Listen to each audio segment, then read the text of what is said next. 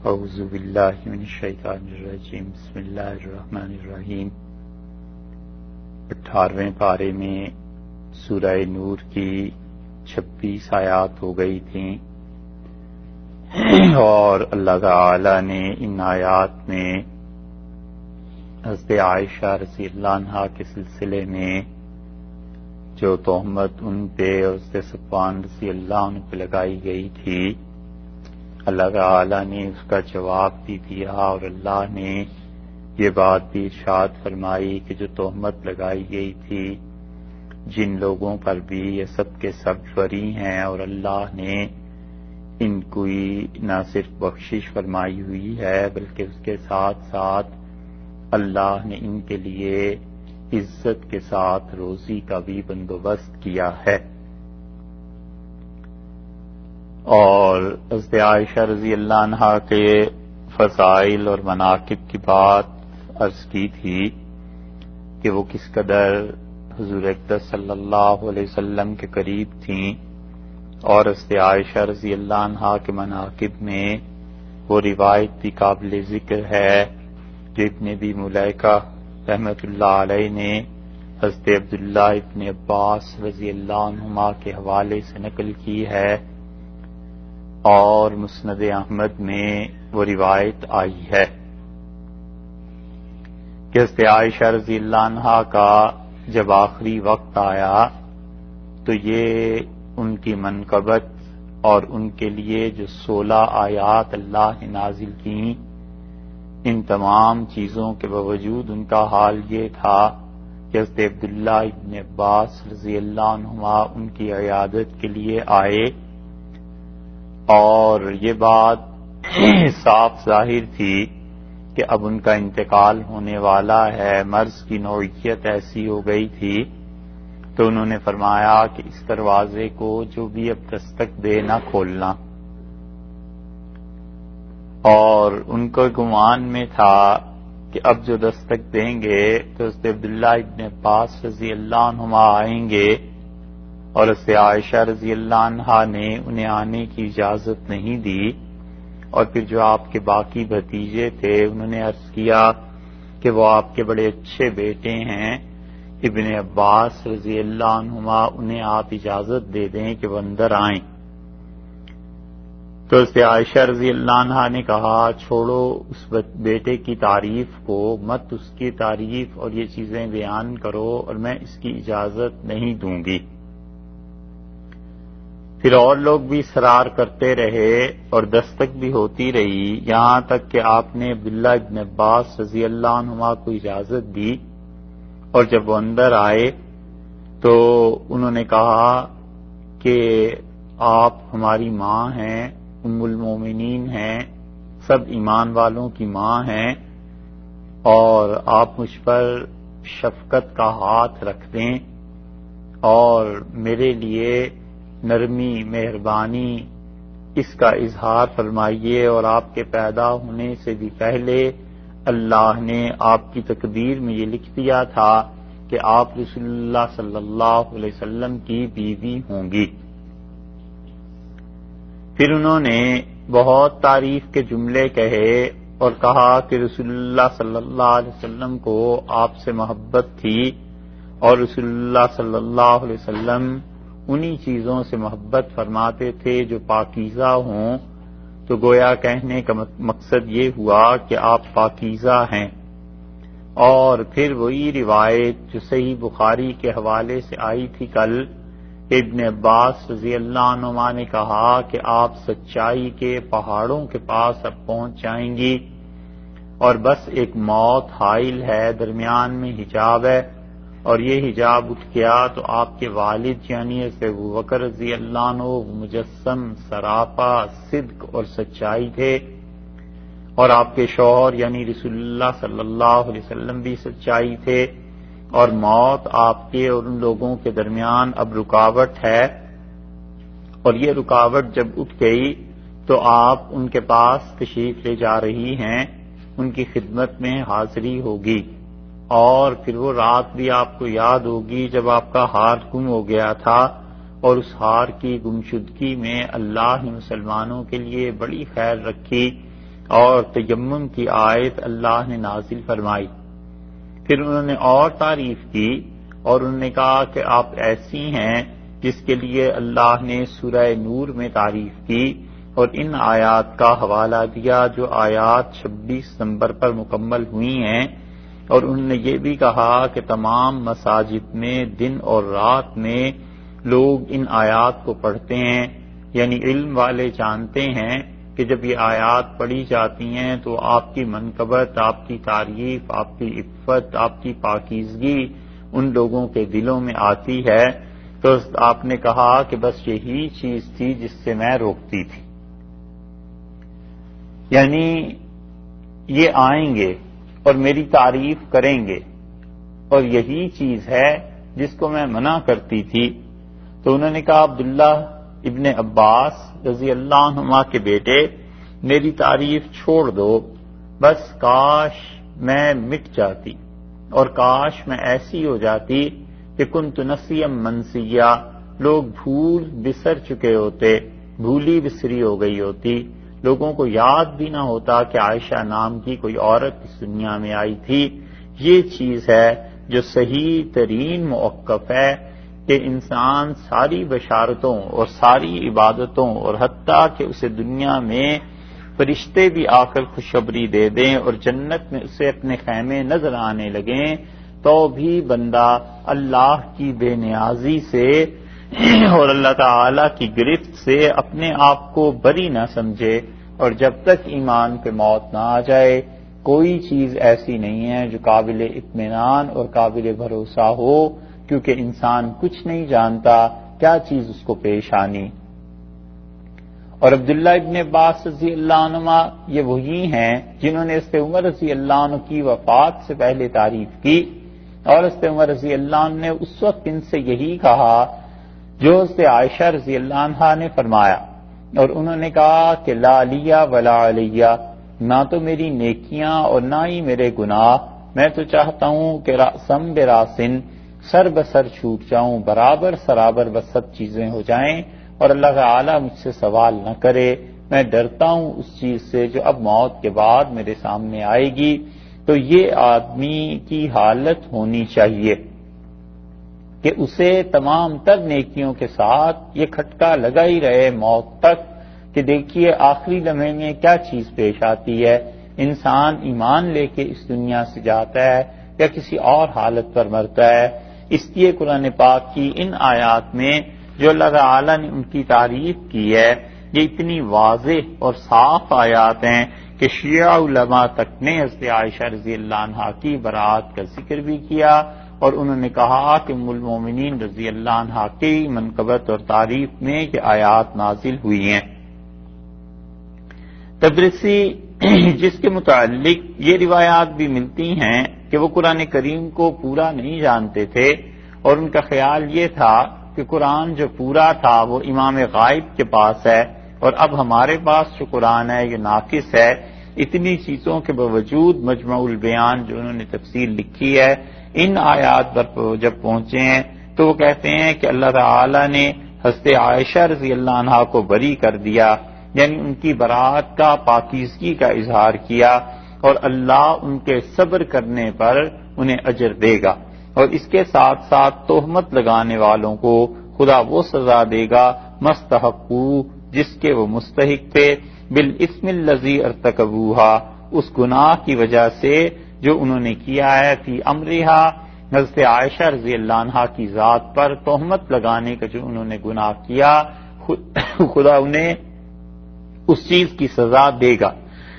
اسی طرح ان میں سے ایک اور بھی ہیں، ابو جعفر طوسی ہیں، انہوں نے بھی یہی لکھا، انہوں نے کہا یہ آیت اس بات پر دلالت کرتی ہے کہ حضرت عائشہ رضی اللہ عنہا پر جن لوگوں نے تہمت لگائی تھی اور جن لوگوں نے انہیں برا کہا تھا وہ لوگ جھوٹے تھے۔ تو طبیان ان کی تفسیر ہے، اس میں انہوں نے یہ بھی لکھا ہے، اس میں تو یہ شیعہ علماء بھی جب یہاں پہنچے ہیں تو وہ اس کے بعد کچھ نہیں لکھ سکے کہ حضرت عائشہ رضی اللہ عنہا کے لیے یہ آیات نازل ہوئیں، اور انہوں نے ام المومنین رضی اللہ عنہا کے لیے اجر کی بات بھی لکھی ہے۔ تو ظاہر ہے کہ اجر اسے ہی ملتا ہے جو مسلمان ہوگا، جو مومنہ ہوں گی، تو اس اعتبار سے انہوں نے ان کے ایمان کا بھی گویا کہ بعض علماء نے ان میں سے اقرار کیا. چونکہ یہاں تک 26 آیات میں اصل بات چل رہی تھی کہ برائی کیا اور بدکاری کے جو قوانین ہیں ان کے متعلق، اس لیے اللہ تعالی نے اس 27ویں آیت کریمہ میں یہ بات اب فرمائی. یہاں سے لے کے آخر تک اس رکوع کے اللہ تعالی نے 6 قوانین ارشاد فرما دیے کہ تم لوگ ان قوانین پر عمل کرو گے تاکہ تمہارے معاشرے میں کوئی بھی گناہ اور بدکاری خاص طور پہ اور فحاشی کے کام نہ ہوں. اور 5 قوانین بلکہ نازل فرمائے، اور ان 5 قوانین میں اصل چیز یہی ہے، نہیں 6 قوانین نازل فرمائے، اور ان 6 قوانین میں اصل یہی ہے کہ مسلمانوں کا معاشرہ کیسے پاک صاف رہ سکتا ہے. اور پہلا حکم یہ ارشاد فرمایا کہ یا ایھا الذین آمنو، اے وہ لوگو جو ایمان لائے ہو، لا تدخلوا بیوتا، گھروں میں داخل نہ ہو، غیر بیوتکم، سوائے اپنے گھر کے اور کسی کے گھر میں داخل نہ ہو. تو اللہ تعالی نے پہلا حکم یہ دیا، گویا منع کر دیا کہ تم لوگ اپنے گھر کے علاوہ کسی کے گھر میں داخل نہ ہونا. اور پھر فرمایا حتی تستأنسوا، یہاں تک کہ تم ان سے انسیت حاصل کر لو، ان کو پہچان ہو جائے تمہاری، جب تک کہ تستأنسوا، تم بول چال نہ کر لو، وتسلموا، اور سلام کیا کرو، علی اہلہا، اس گھر والوں پر. ذالکم، یہ فعل اور یہ عمل، خیر لکم، تمہارے لیے بہت اچھا ہے، ان کنتم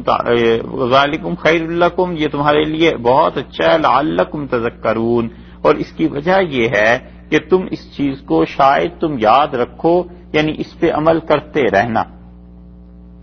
تو اللہ تعالی نے 2 گھروں میں داخلے کا ذکر فرمایا، ایک اپنے گھر میں کہ اس میں تم نے کیسے داخل ہونا ہے، اور ایک اللہ تعالی نے یہ تذکرہ کر دیا کہ دوسری چیز جس کے لیے ہے وہ ایسے گھر ہیں جو تمہارے نہیں ہیں. اور اپنے گھروں کے لیے تو ظاہر ہے کہ کوئی ایسا حکم نہیں ہے کہ انسان اس کے لیے ضرور اجازت لے کر ہی جائے، لیکن یہاں مراد در حقیقت وہ گھر ہے جہاں انسان اکیلا رہتا ہے. مثلاً کوئی آدمی اپنے کمرے میں اکیلا رہتا ہے، فیملی نہیں ہے، گھر سارے کا سارا خالی ہے، یا یہ کہ اس کی شادی نہیں ہوئی، یا وہ گھر خالی ہے، شادی ہوئی بھی ہے اور کوئی ہے نہیں رہ رہا. تو ان ساری صورتوں میں جب گھر میں اندر کوئی نہیں تو اس میں جانے میں کچھ حرج نہیں ہے. اللہ تعالی نے یہاں پر اس کا تذکرہ نہیں کیا کیونکہ اندر جو کوئی ہے ہی نہیں تو پھر کوئی خطرہ بھی نہیں ہے.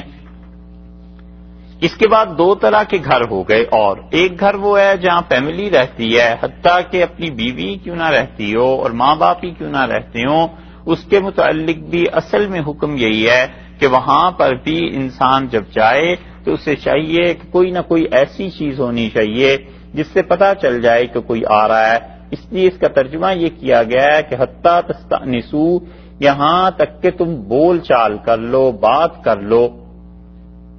اور اس کی تشریح مختلف مفسرین نے مختلف کی ہے. سورہ نور میں یہ آیات نازل ہوئی ہیں، اور اس کے بعد سورہ احزاب جو 22ویں پارے میں نازل ہوئی ہے، اللہ تعالی نے وہاں اور بھی زیادہ احکامات دیے ہیں. تو اس لیے سورہ احزاب اور سورہ نور دونوں پہ مفسرین نے بحث کی ہے کہ پہلی کون سی نازل ہوئی تھی تاکہ ان آیات کو اصل مانا جائے. تو معلوم ہوتا ہے مختلف روایات سے کہ پہلے یہ سورہ نور نازل ہوئی ہے اور اس کے بعد سورہ احزاب نازل ہوئی ہے. اور سورہ احزاب میں اللہ تعالی نے پردے کے مزید احکامات ارشاد فرمائے. تو اس لیے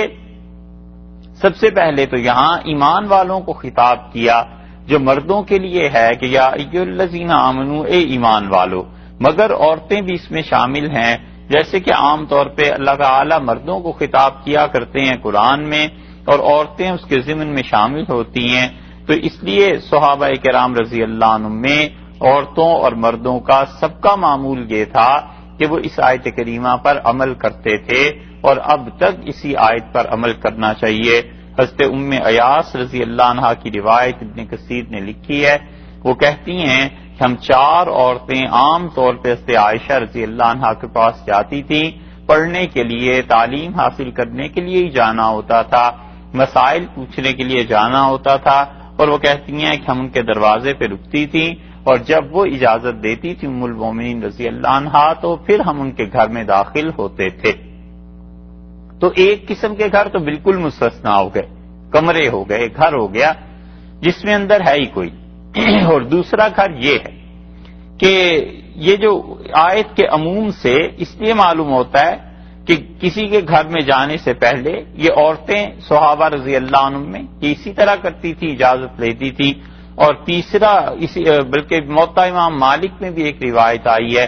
امام مالک رحمۃ اللہ نے روایت کی ہے عطا بن یسار رحمۃ اللہ علیہ سے، اور عطا بن یسار نے رسول اللہ صلی اللہ علیہ وسلم کا عمل بیان کیا، ایک روایت بیان کی۔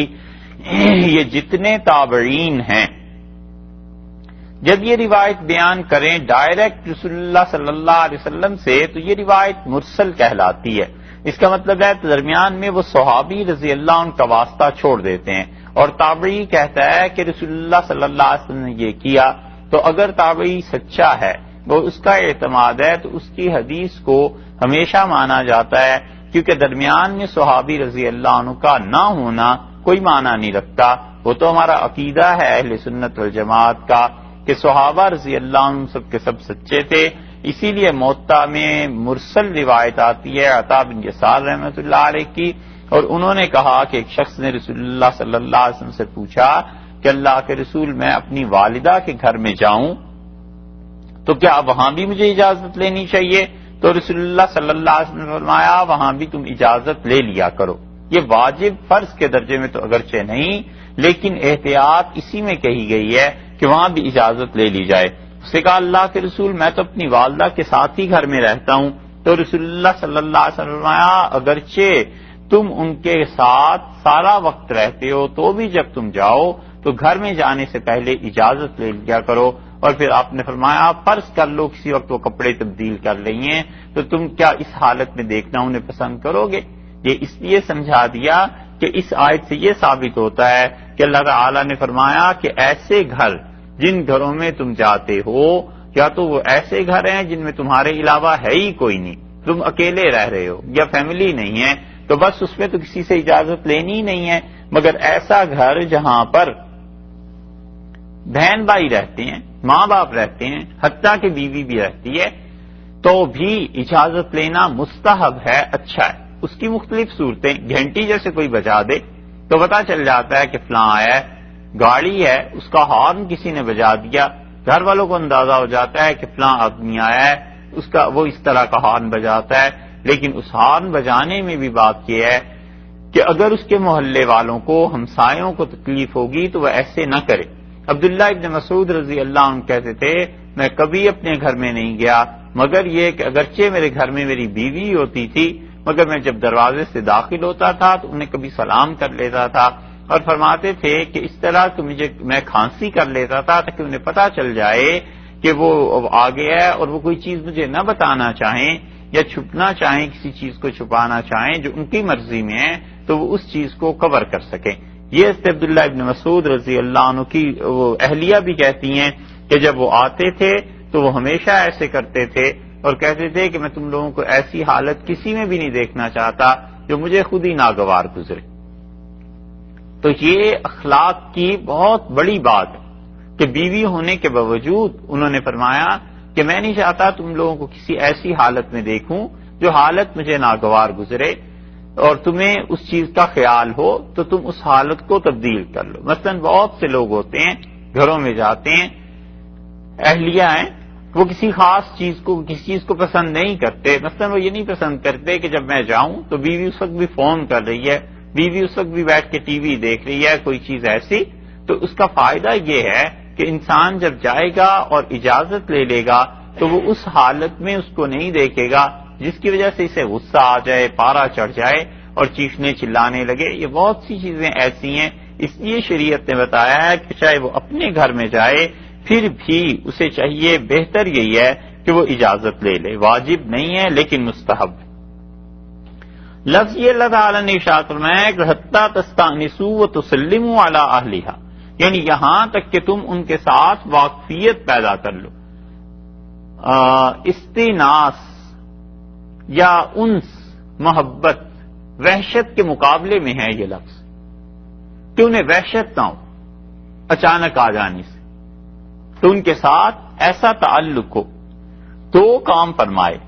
ایک تو استئناس ارشاد فرمایا اور اس کا مطلب یہ ہوا کہ انس حاصل کر لو، اور دوسرے فرمایا وَتُسَلِّمُوا عَلَىٰ أَهْلِهَا، اور گھر والوں پر سلام کر لو، یہ دوسرا کام ہے. اسی لیے مفسرین بہت سے اس طرف گئے ہیں کہ اجازت حاصل کر لو جب گھر میں جاؤ اور سلام کرو. تو اسی لیے حضرت ابو ایوب انصاری رضی اللہ عنہ کی روایت میں بھی ایسے آتا ہے کہ انہوں نے بتایا کہ رسول اللہ صلی اللہ علیہ وسلم نے یہی سکھایا کہ ہم سلام کر لیں. تو وہ کہتے ہیں ایک ہی چیز، جب سلام کر لیا، گھنٹی بجا دی،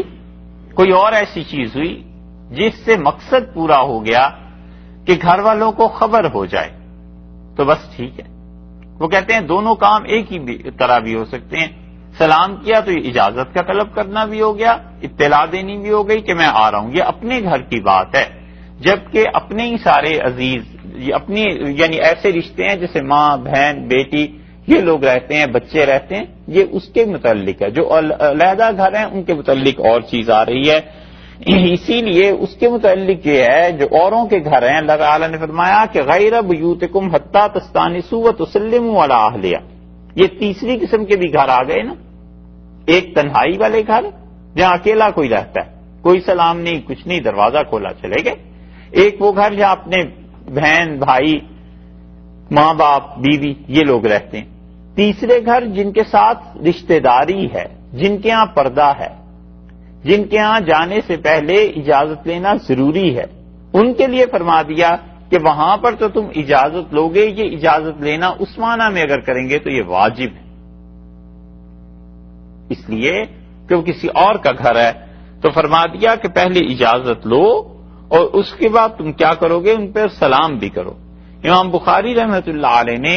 ادب المفرد میں یہ روایت نقل کی ہے کہ انہوں نے کہا حضرت ابو ہریرہ رضی اللہ عنہ نے کہ جو شخص سلام سے پہلے تم سے اجازت مانگے اسے اجازت نہ دینا. اس کا مطلب یہ ہے کہ سلام کرے اور پھر اجازت مانگے. لیکن محدثین اس پہ بھی کہتے ہیں کہ مختلف روایات سے ثابت ہوتا ہے کہ رسول اللہ صلی اللہ علیہ وسلم پہنچتے تھے کسی کے گھر، سلام کر دیتے تھے، تو اس سے پتہ چل جاتا تھا کہ وہ ملنا چاہتے ہیں. ہمارے زمانے میں اس کا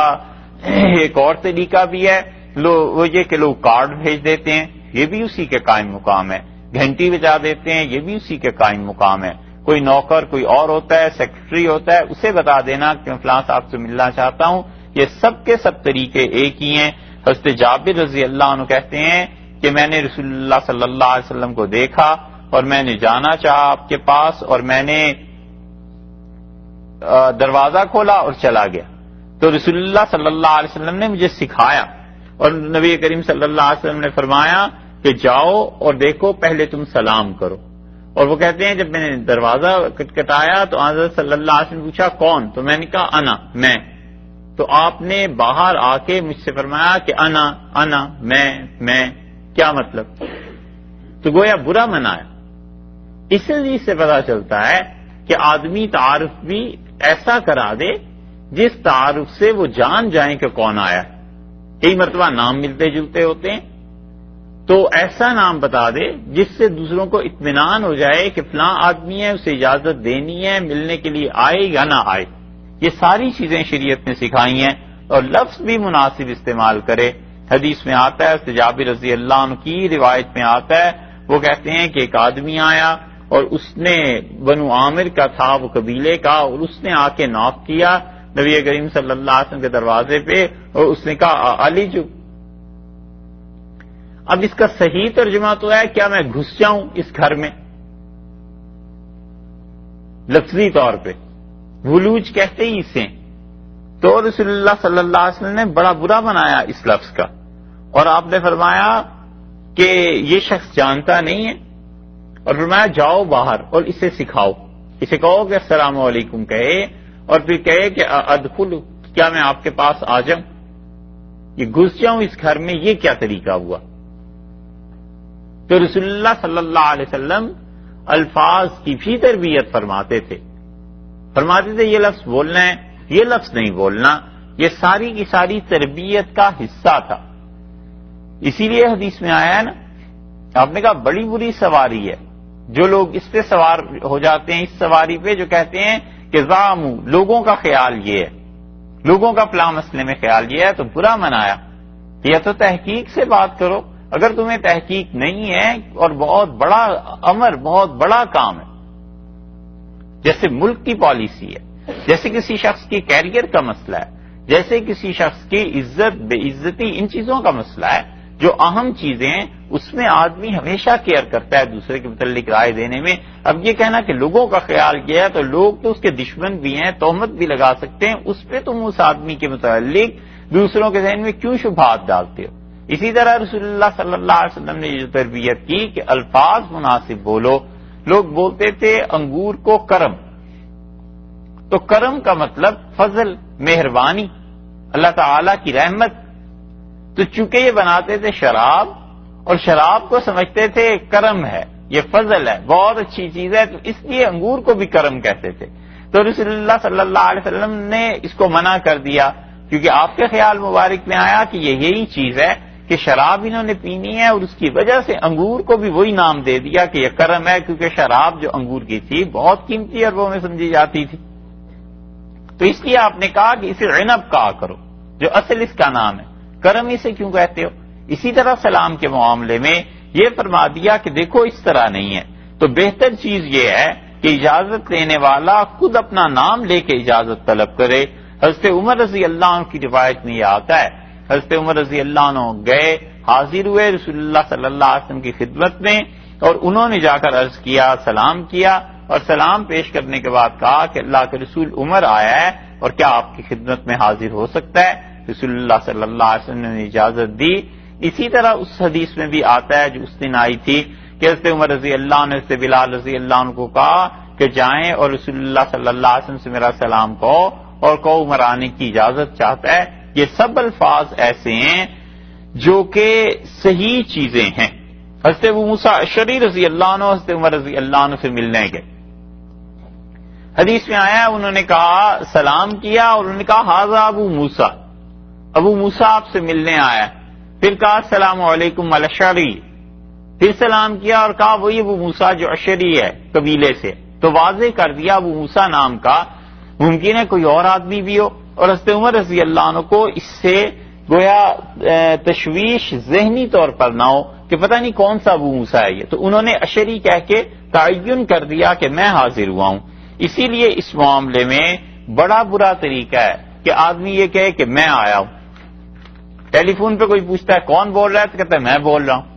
اب میں کیا چیز ہوئی؟ تو وہی حدیث آ گئی نا کہ رسول اللہ صلی اللہ علیہ وسلم نے یہ باہر آ کے اس سے کہا، انہوں نے کہا آپ نے پوچھا اندر سے کون؟ تو ان کا میں، تو باہر آ کے آپ نے فرمایا انا میں کیا چیز؟ مطلب نام لو، صاف بتاؤ کہ کون ہو. تو اس لیے یہ جواب مخاطب کا نہیں ہے. علی ابن عاصم رحمت اللہ علیہ کہتے تھے کہ میں بصرہ گیا اور اس سے مغیرہ بن شعبہ رضی اللہ عنہ کے گھر گیا، اور میں نے دستک دی دروازے پہ، تو مغیرہ رضی اللہ عنہ نے پوچھ لیا اندر سے کہ کون آیا، اور میں نے کہہ دیا میں. تو مغیرہ رضی اللہ عنہ باہر آئے اور انہوں نے آ کے کہا میں کیا مطلب تمہارا؟ تو میں اس سے ڈر گیا کہ ڈانٹ پڑ گئی. اور پھر انہوں نے کہا رسول اللہ صلی اللہ علیہ وسلم کے ہاں جابر آئے تھے اور انہوں نے بھی ایسے ہی دستک دی تھی، اور جابر ابن عبداللہ رضی اللہ عنہما کو بھی رسول اللہ صلی اللہ علیہ وسلم نے ایسے ہی سمجھایا تھا جیسے میں نے تمہیں آ کے کہا ہے. تو اس لیے زجر، تنبیہ، سمجھانے کے لیے فرما دیا کہ نام لیا کرو. اور اسی طرح ایذا اور تکلیف کا ایک بھی اور طریقہ بھی ہے، بہت آسان ہے وہ، اور وہ یہ کہ اندر سے پوچھتی رہتی ہیں، بعض اوقات خواتین پوچھتی ہیں نا. اب تو وہ آئی پیس آ گیا لگ جاتا ہے، لیکن ہمارے علاقوں میں اب تک اس کا رواج نہیں ہے. اور عورتیں اندر سے پوچھتی ہیں کون، اور یہ چپ کر کے کھڑے. اب سن رہے آوازیں بولو کون ہے، وہ بیچاری پھر پوچھتی ہیں کون، پھر جب موڈ میں آتا ہے پھر جواب دیتے ہیں. یہ سب چیزیں نہ صرف یہ کہ تہذیب کے خلاف ہیں، قرآن کی اس آیت کے بھی خلاف ہیں، اللہ کے حکم کے بھی خلاف ہیں. اللہ نے اسی لیے آپ دیکھیے بدکاری تو بہت دور کا مرحلہ ہے، خدا نے اس کی جڑ کاٹ دی کہ تم اس تہذیب کو سیکھو، اس تمدن کو، اور اس طرح بات کرنی ہے جب کسی کے گھر میں جاؤ تو صاف بتاؤ کہ فلاں آدمی آیا ہے اور ملنا چاہتا ہے. اسی طرح فقہا نے لکھا ہے کہ رسول اللہ صلی اللہ علیہ وسلم کے ہاں جب لوگ جاتے تھے، صحابہ رضی اللہ عنہ کہتے ہیں ہم کبھی زیادہ تیز آواز میں دستک نہیں دیتے تھے، ہم اپنے ناخنوں سے رسول اللہ صلی اللہ علیہ وسلم کے دروازے پہ دستک دیتے تھے، ڈرتے ہوئے کہ کہیں وہی نہ ہو، کوئی اور کیفیت نہ ہو، اور ایسے نہ ہو رسول اللہ صلی اللہ علیہ وسلم ہم سے تنگ ہو جائے۔ اسی ادب کو بہت سے لوگوں نے اپنایا۔ عبداللہ ابن مسعود رضی اللہ عنہ کے ساتھ یہی ادب اپنا لیا تھا کوفہ والوں نے، اور حدیث میں آتا ہے کہ ابو موسیٰ اشعری رضی اللہ عنہ ملنے گئے ابن مسعود رضی اللہ عنہ سے، اور وہ ملنے کب گئے؟ تہجد کی نماز کے بعد، فجر سے پہلے۔ تو ابو موسیٰ رضی اللہ عنہ کہتے ہیں ان کے شاگرد باہر بیٹھے ہوئے تھے، تو انہوں نے دروازہ نہیں کھٹکھٹایا، انہوں نے کہا حضرت آئیں گے، جو بات انہیں پوچھنی ہے تعلیم کی ان سے پوچھیں گے، ان کے ساتھ مسجد چلے جائیں گے، پڑھیں گے۔ اتنا ادب اور احترام لوگوں میں تھا۔ اور وہ کہتے ہیں ان کے شاگرد کہ ابو موسیٰ رضی اللہ عنہ اندر گئے،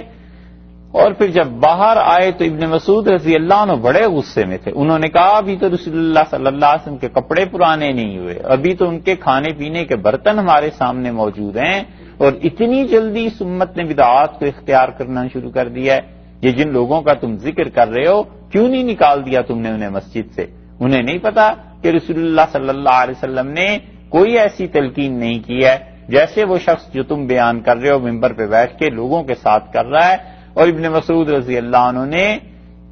اس آدمی پر بڑی شدید نکیر کی، بہت شدید الفاظ کے متعلق ہے۔ انہوں نے کہا جو تم بیٹھے ہوئے ہو اور تم لوگوں کو کہتے ہو کہ 10 مرتبہ سبحان اللہ پڑھو اور 100 مرتبہ الحمدللہ پڑھو اور 100 مرتبہ اللہ اکبر پڑھو، تم سمجھتے ہو تم یہ ان کے ساتھ ذکر کرا رہے ہو انہیں، اور تم ان لوگوں کو یہ تلقین کر رہے ہو؟ یہ تو طریقہ نیا ہے جو تم لوگوں نے نکال لیا، لوگ جس طرح چاہیں اللہ کو یاد کریں، نکلو تم اس مسجد سے، یہ بدعت ہے جو تم نے اس امت کو دے دی ہے۔ اور رسول اللہ صلی اللہ علیہ وسلم کے کپڑے اور برتن ابھی تک قائم ہیں، اور یہ امت اتنی جلدی ایک غلط راہ پہ چلنے لگی۔ تو خیر اس حدیث میں آتا ہے کہ یہ لوگ بیٹھے رہتے تھے۔ عبداللہ ابن عباس رضی اللہ عنہ اپنے متعلق بھی کہتے ہیں، اسی لیے فقہا نے لکھا ہے کہ جب کوئی دستک دے تو اتنی اونچی آواز سے نہیں ہونی چاہیے کہ گھر والے ڈر جائیں اور وہ پریشان ہو جائیں کہ خدا معلوم کیا چیز ہو گئی ہے۔ اور آدمی دستک بہت تیز اس وقت دیتا ہے جب وہ کسی گھبراہٹ میں ہوتا ہے، خوف میں ہوتا ہے، جلدی میں ہوتا ہے، تو گھر والے پریشان تو ہوتے ہیں، لیکن اگر خبر وہی ہو جو واقعی گھبراہٹ کی تھی تو پھر تو نب گیا معاملہ، اور اگر خبر کوئی ایسی نہ ہو تو لوگ کہتے ہیں تم نے مجھے ڈرا ہی دیا کہ ایسی بات ہو گئی تھی، کیا ہو گیا تھا۔ یہ سب چیزیں آداب میں سے ہیں جنہیں سوچنا بھی چاہیے، سمجھنا بھی چاہیے، اور اس کے بعد اس پہ عمل بھی کر لینا چاہیے۔ ایسے ہی اللہ تعالی نے یہاں پر جو ارشاد فرمائی ہے نا بات، وہ اصل میں یہی کہ یا ایھا الذین آمنوا لا تدخلوا بیوتا غیر بیوتکم، ایمان والو کسی کے گھروں میں نہ جاؤ سوائے اپنے گھروں کے، یعنی اپنے گھروں میں جاتے ہو وہاں تو اجازت لینے کے ایک مرحلہ بالکل نہیں لینی، دوسرا مرحلہ بہتر ہے لے لینی اجازت تاکہ گھر والوں کو پتہ چل جائے کہ کون آ گیا، تیسرا مرحلہ حتی تستأنسوا وتسلموا علی اہلہا، یہاں تک کہ بول چال کر لو، سلام کہہ لو، وہ گھر والے تمہیں پہچان جائیں، اجازت دے دیں، ذالکم خیر لکم، اور یہ چیز تمہارے حق میں بہت اچھی ہے، یہ طریقہ اختیار کرنا تمہارے حق میں بہت اچھا ہے۔ سورہ نور پہلے نازل ہوئی اور سورہ احزاب ہوئی ہے نازل بعد میں۔ سورہ احزاب میں اللہ تعالی نے مزید احکامات اس سلسلے کے دیے ہیں، اور یہاں پر یہ فرما دیا کہ یہ اجازت کا طلب کرنا اور سلام کرنا تمہارا بہت اچھا ہے۔ دوسری جگہ فرمایا ہے کہ سلام کیا کرو اپنے گھر والوں کو، اور جب تم اپنے گھر والوں کو سلام کرو گے تو تحیۃ من عند اللہ، اللہ کی طرف سے یہ بڑی برکتیں اور رحمتیں تمہارے گھر پہ نازل ہوں گی۔ تو سلام کو رحمت اور برکت کا بھی اللہ تعالیٰ نے موجب قرار دیا کہ اس سے تمہارے گھر میں برکت آئے گی، لعلکم تذکرون، اور اس کے بعد فرما دیا شاید کہ تم اس بات کو یاد رکھو، یعنی یہ کہ یقیناً تمہیں اس بات کو یاد رکھنا چاہیے۔ فَإِن لَّمْ تَجِدُوا، اور اگر تم نہ پاؤ فیہا ان گھروں میں احدن کسی کو، فَلَا تَدْخُلُوهَا تو ہرگز داخل نہ ہونا، حتیٰ یہاں تک کہ یؤذن لکم تمہارے لیے اجازت دے دی جائے۔ ایسے گھر جن میں تم جاؤ اور گھر میں کوئی نہیں ہے تو ان میں بھی نہ داخل ہونا یہاں تک کہ تمہیں اجازت دے دی جائے، یعنی اجازت دینے کا مطلب یہ ہے کہ اس گھر کا کوئی مالک تو آخر ہے، تالا لگا کے گیا ہے، کنڈی لگا کے گیا ہے، کمرہ بند کر کے گیا ہے، تو اس میں اب تم داخل نہیں ہو سکتے، اس کے لیے اجازت لو پہلے کسی سے، پھر اس کے بعد اس میں داخل ہو. یا تو مشترکہ کمرہ ہے، دونوں کے پاس اس کی چابی ہے، ٹھیک ہے وہ جائے، دونوں کا حق بنتا ہے. ایک صورت یہ ہے کہ وہ ملنے گیا ہے کسی کے گھر اور گھر اس کا کھول کے خامخواہ جا کے بیٹھ جائے اور لوگوں میں پریشانی اس کی وجہ سے ہو. یہ بات منع کر دی گئی کہ ایسے نہیں کرنا. پھر گھروں کی بھی ایک قسم ہوتی ہے کہ براہ راست دروازے ہوتے ہیں، اور بعض لوگوں کے گھر اپنی تہذیب اور ثقافت کے مطابق ایسے بنے ہوئے ہوتے ہیں کہ انہوں نے وزٹرز کے لیے، مہمانوں کے لیے، آنے والوں کے لیے کرسیاں رکھی ہوئی ہوتی ہیں کہ جو چاہے آ کر بیٹھ جائے اور مل لے. اس صورت میں تو باہر بیٹھنا ان کے گھر میں جائز ہے کیونکہ انہوں نے اس مقصد ہی کے لیے وہ کرسیاں رکھی ہیں. لیکن دروازہ کھول کے چلے جانا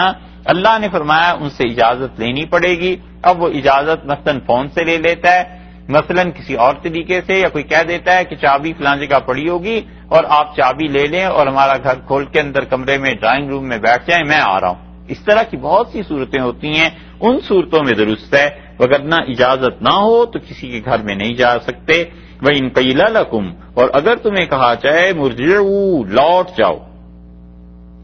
اس وقت نہیں ملاقات ہو سکتی، فَارْجِعُوا، تو واپس چلے جایا کرو. ہوا یہ واپس لوٹنا، یہ جو چیز ہے بغیر کسی یعنی دل میں کوئی بات لائے، بغیر کسی پہ الزام لگائے واپس آ جانا، ازکا لکم، یہ بہت اچھا ہے، تم پاک رہو گے، صاف رہو گے. اس میں ازکا صیغہ استعمال کیا ہے مبالغے کا، یعنی بہت پاکی کی بات ہے، تم بالکل صاف رہو گے، کوئی تکلیف ہے ہی نہیں. ایک آدمی کسی سے ملنے چلا گیا، وہ کہلا دیتا ہے کہ میں اس وقت نہیں مل سکتا، کوئی برائی کی بات نہیں ہے. یہ ایک ادب اور طریقہ اللہ نے سکھایا ہے.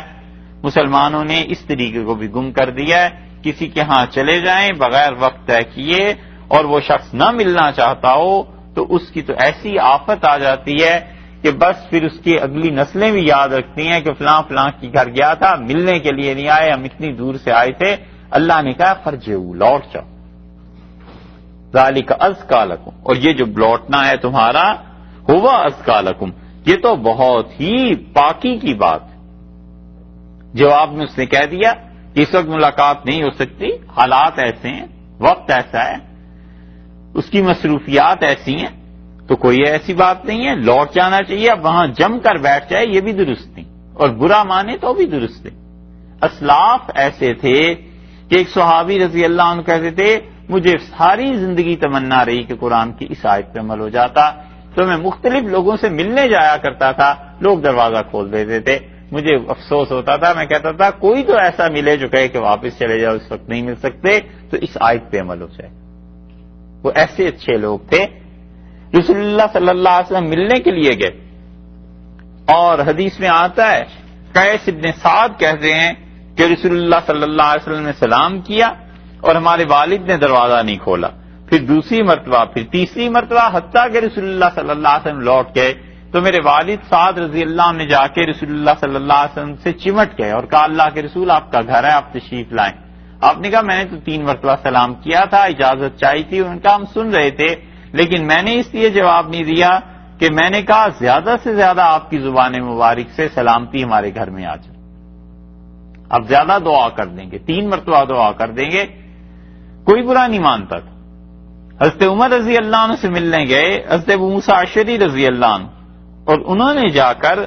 حضرت عمر رضی اللہ عنہ کو سلام کیا اور کہا میں آ سکتا ہوں 1 بار 2 بار 3 بار. پھر وہ لوٹ آئے تو حضرت عمر رضی اللہ عنہ تھوڑی دیر میں باہر نکلے اور کہا کہ کہاں گئے ابو موسیٰ؟ لوگوں نے کہا چلے گئے ہیں. تو آپ نے فرمایا انہیں بلاؤ. تو جب وہ آئے تو ان سے گویا شکوہ کیا، فرمایا میں مصروف تھا، تم کیوں چلے گئے؟ مجھے تو تم سے کچھ کہنا تھا، بات کرنی تھی. انہوں نے کہا حکم یہی ہے، رسول اللہ صلی اللہ علیہ وسلم نے بتایا تھا کہ 3 مرتبہ. تو حضرت عمر رضی اللہ عنہ بڑے حیران ہوئے، کہنے لگے سبحان اللہ، ایسا حکم جو سارے مسلمانوں کے لیے ہے اس سے عمر نہ واقف ہے، مجھے تو نہیں پتا. اور پھر کہا ابو موسیٰ یہ جو تم کہہ رہے ہو نا حدیث کہ رسول اللہ صلی اللہ علیہ وسلم نے ایسے کہا ہے، تم ضرور اس پر گواہ لاؤ کہ یہ کس کے سامنے کہا ہے، یعنی تم سے سمجھنے میں کچھ غلطی تو نہیں ہو گئی. تو حضرت ابو موسیٰ رضی اللہ عنہ کہتے تھے میں نے سوچا اب یہ اتنی عام سی بات ہے کہ یہ تو سب لوگ جانتے ہیں، امیر المومنین رضی اللہ عنہ سے کیسے یہ بات رہ گئی کہ انہیں نہیں معلوم؟ اور وہ کہتے ہیں پھر حضرت عمر رضی اللہ عنہ صاحب مجھے یہ بھی کہہ دیا چلتے چلتے کہ اگر تم اس بات پر کوئی گواہ نہ لائے تو پھر تم اپنی پیٹھ کو بچا نہیں سکو گے مجھ سے، مطلب سزا ملے گی۔ تم نے رسول اللہ صلی اللہ علیہ وسلم کوئی اور بات سنی ہوگی، سمجھے کچھ اور ہو گئے، مجھے کچھ اور آ کے کہہ رہے ہو، تو یہ بے احتیاطی حدیث میں نہیں ہونی چاہیے۔ مراد حضرت عمر رضی اللہ عنہ کی یہ تھی، اس سے تو یہ مراد ہم سمجھیں اور اساتذہ یہ سمجھے تھے۔ ایک مراد اس کی یہ بھی سمجھی گئی ہے جنہوں نے حدیث سے انکار کرنا ہے، وہ کہتے ہیں دیکھا حضرت عمر رضی اللہ عنہ کو حدیث اچھی نہیں لگتی تھی، فرمایا کہ اس کا گواہ لاؤ ورنہ مار پڑے گی، یعنی یہ چیزیں بیان ہی نہ کیا کرو، اگلی بات نہیں بتاتے۔ حضرت ابو موسیٰ رضی اللہ عنہ آئے مسجد نبوی میں اور انہوں نے لوگوں کو دیکھنا شروع کیا اور انہوں نے کہا تم میں سے کوئی جانتا ہے کہ رسول اللہ صلی اللہ علیہ وسلم فرمایا تھا 3 مرتبہ اجازت طلب کرو اور جب کوئی نہ دے تو گھر واپس چلے جایا کرو، تو کوئی جانتا ہے تم میں سے؟ تو لوگوں نے تعجب سے دیکھا کہ یہ کون سی ایسی بات ہے جو نہیں جانتا، تو سب نے ہاتھ کھڑے کیے۔ ان میں سب سے کم عمر حضرت ابو سعید رضی اللہ عنہ تھے، انہوں نے کہا بچے تو میرے ساتھ آ جا، اور حضرت عمر رضی اللہ عنہ کے پاس لے گئے اور کہا امیر المومنین اس سے پوچھ لیں، اور میں اس کو لایا ہوں سب سے چھوٹے کو تاکہ آپ اندازہ کریں، یہ سب کو ہی پتا ہے۔ تو حضرت عمر رضی اللہ عنہ نے افسوس کا اظہار کیا کہ اچھا مجھے یاد نہیں رہا، یہ کہ میرے خیال میں نہیں رہی یہ بات، تو اس لیے اللہ نے حکم دیا کہ دیکھو جب کہا جائے کہ لوٹ جائیں تو بڑی خوشی سے لوٹ آؤ، وہاں برا ماننا، جم کر بیٹھ جانا، یہ چیزیں درست نہیں ہیں۔ ازکا، اس سے کیا ہوگا؟ تم پاک رہو گے۔ یہ آداب سکھا دیے کہ ایذا اور تکلیف دونوں طرف کو بچایا۔ ان سے یہ کہہ دیا اللہ تعالی نے کہ نہ ملے اجازت لوٹ آنا، اور کہنے والے کو معذور سمجھو، اچھی طرح لوٹ جاؤ، پاک ہو جاؤ گے، کوئی ضرورت نہیں ہے کہ اس پہ کوئی تہمت رکھو۔ اور دوسری طرف حدیث میں آ گیا رسول اللہ صلی اللہ علیہ وسلم نے فرمایا ان لزورک علیک حق، جو لوگ تجھ سے ملنے آتے ہیں ان کا بھی حق بنتا ہے، اور آپ نے فرمایا ان لنفسک علیک حق، اور تیری جان کا بھی تجھ پہ حق بنتا ہے۔ تو جو لوگ ملنے کے لیے آئیں ان کے لیے اگر تھوڑی بہت تکلیف برداشت بھی کرنی پڑے تو کر لینی چاہیے، بیٹھنا چاہیے۔ ایک آدمی ملنے کے لیے آیا ہے، اس کا بھی حق ایک بن گیا نا، اس کو بھی بتا دیا، ادھر بھی بتا دیا، دونوں طرف کو بیلنس کیا کہ اگر کوئی آدمی واقعی زیادہ مصروف ہے، کسی شدید مجبوری ہے، عذر ہے، مت ملو۔ تو اس لیے تیسری مرتبہ کے بعد حکم یہی ہے کہ لوٹ جاؤ۔ اب ایسے ہے جیسے کوئی آدمی نماز پڑھ رہا، اس کے لیے اجازت ایسی نہیں ہے کہ وہ دروازہ کھول دے مہمانوں کے لیے اور نماز توڑ دے۔ حالات ہیں جن کے تحت یہ چیزیں بدل جاتی ہیں، اور سے ابو موسیٰ اشعری رضی اللہ عنہ کی روایت تو کئی جگہ پر آئی ہے کہ رسول اللہ صلی اللہ علیہ وسلم نے یہی طریقہ ہمیں سکھایا، اور یہ اس وقت کی بات ہے جبکہ آدمی کو اندازہ ہو کہ 3 مرتبہ دستک کے بعد اگر میں لوٹوں گا تو کوئی حرج نہیں۔ بعض اوقات ہوتا ہے کہ آدمی کسی عزیز رشتہ دار سے ملنے جاتا ہے، انہیں پتا ہوتا ہے کہ یہ مصروف ہوں گے، بس اطلاع ہو گئی، دروازہ کٹکا دیا 2 بار 3 بار، لیکن یہ آئیں گے ضرور، دیکھیں گے کہ کون آیا ہے یا مجھ سے ملنا ہے، تو اس صورت میں نہ جائے واپس، تاکہ وہ اب تنگی اور تکلیف میں مبتلا نہ ہو، معلوم نہیں کون آیا تھا، تاکہ وہ فارغ ہو جائیں اور پھر آ کر اس انسان سے مل لیں۔ آگے اللہ تعالیٰ نے کیا فرمایا؟ اللہ تعالیٰ فرماتے ہیں کہ دیکھو واللہ بما تعملون علیم، جو کچھ تم عمل کر رہے ہو اللہ اس چیز کو جانتا ہے۔